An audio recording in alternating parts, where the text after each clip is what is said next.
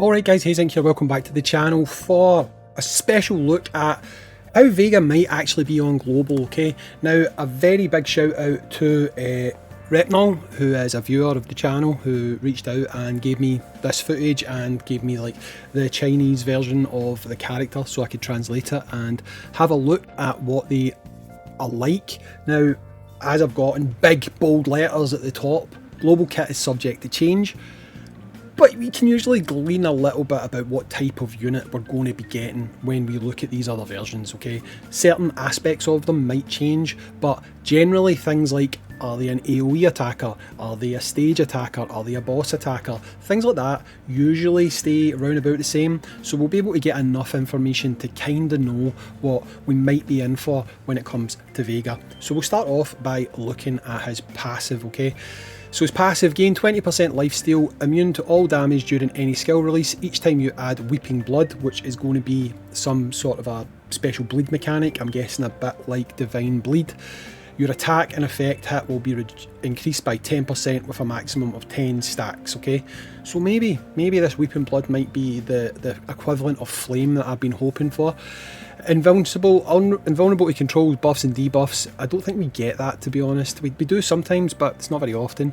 Crying Blood, bleed effect, lose 2% of the maximum health value every second, not exceeding 50% of Tidal Baroque attack, lasting until the end of battle. This damage ignores shields, can be stacked up to 5 layers. So this looks like you're basically going to get additional passive bleeds. Now if we get this as his sort of a kit with us, so like every time you apply whatever the magical new bleed is he's going to get, he'll get some sort of additional bleed in the background. That seems pretty awesome to me.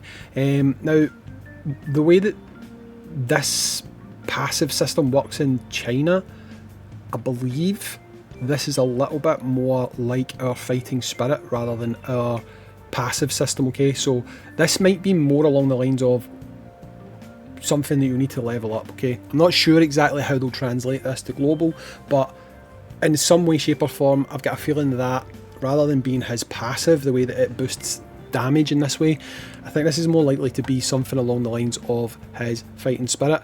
And I believe, if I'm being honest, I believe Repnol said something along those lines, that it's kind of like how our fighting spirit works.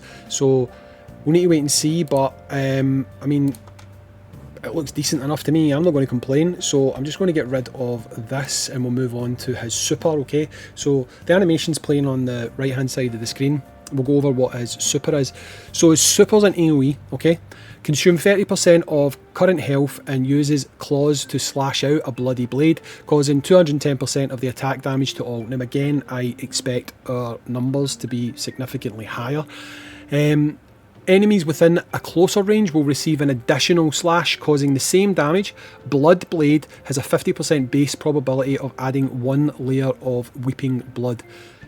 Crying Blood effect 2%, we've seen that already, can be stacked up to 5 layers. Base probability is affected by effect hit and effect resistance, okay, so it can, on the Chinese version at least, you can affect that with effect resistance and effect, I forget what it's called.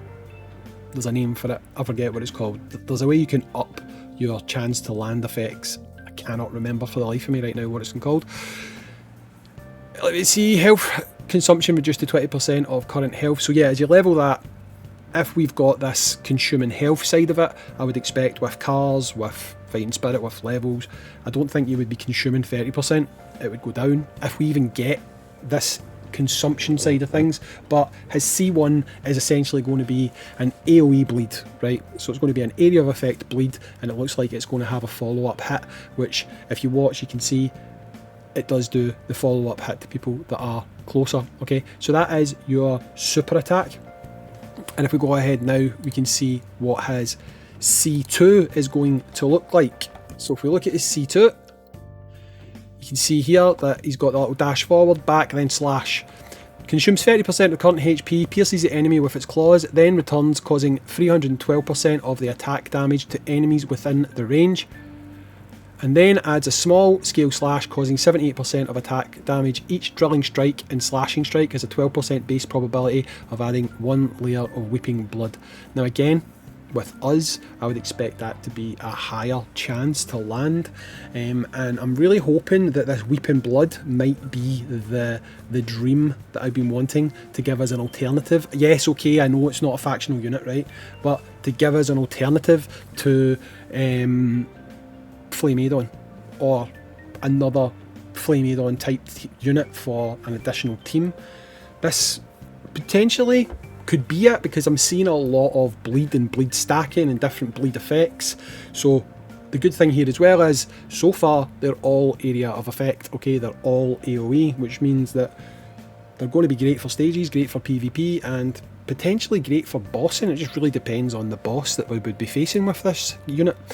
So let's look at the next one, which is going to be the C3. Unfortunately, the way that the translations work, the C3 is the last thing we're going to be taking a look at, and then we'll have a look at a PvP battle that it was sent. So if we look at this next one, it's going to be the C3. You can see the attack there. Consumes 20% of one's current health, charge up, and creates a blood wave, causing 431% of attack damage to all enemies. Enemies within a closer range will receive an additional slash, causing the same damage.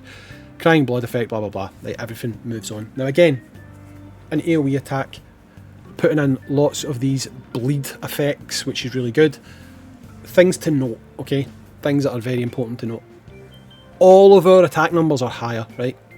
So these percentages, if they seem a little bit lower, I wouldn't worry too much about that, because again, I would expect them to be significantly higher. I believe TW has higher numbers than CN, and quite often we have higher numbers than TW, okay? And this is footage and information from CN, right? So again, what we're really taking away from this is that Vega is going to be a unit who is going to be doing a lot of bleed stacking. He's going to be an AoE mainly, well, all of his attacks are AoE. He's going to be an AoE unit, which is great. 100% what I was hoping for. All that remains to be seen is, what are they going to translate these mechanics to, okay? Are they going to just add him with that divine bleed? Are they going to give him a new type of bleed that can stack multiple times, like, I don't know, Fury of Cuts or some crap like that, you know? That's the type of thing we're looking to find out, but the type of unit he looks to be is AoE bleed, which do we have at the moment? I don't think we do. Off the top of my head, I can't think of any AoE bleed units, so he's going to be a first. And there's the potential for some interesting things to happen, because if you guys don't know, standard Vega, when he's on assist, if you've got a unit who causes bleed or burn damage, Vega has the possibility of adding an additional stack of bleed, but it's a secondary stack.